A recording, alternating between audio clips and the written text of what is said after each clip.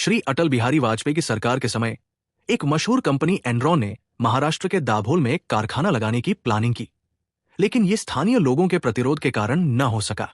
फलस्वरूप बदलती विषम परिस्थितियों से नाराज एनरॉन ने भारत सरकार पर 38,000 करोड़ के नुकसान की भरपाई का केस दायर कर दिया। वाजपेयी सरकार ने हरीश साल्वे को भारत सरकार का वकील नियुक्त किया, और आप जानकर चौंक जाएंगे कि एनरॉन के वकील पी चिदम्बरम बने, यानी पी चिदम्बरम ने भारत के विरुद्ध केस लड़ा। मामला लंबित रहने के दौरान ही वाजपेयी सरकार चली गई और देश में यूपीए सरकार बनी।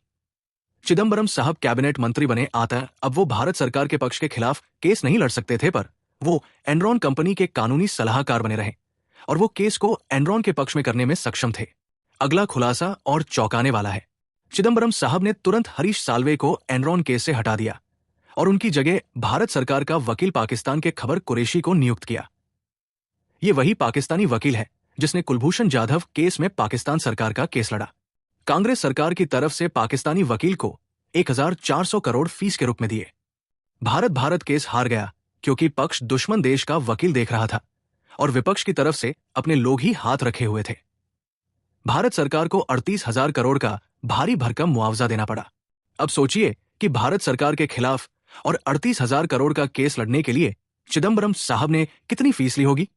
किसी क्लेम के केस में वकील की फीस लगभग 10% से लेकर 60% तक होती है।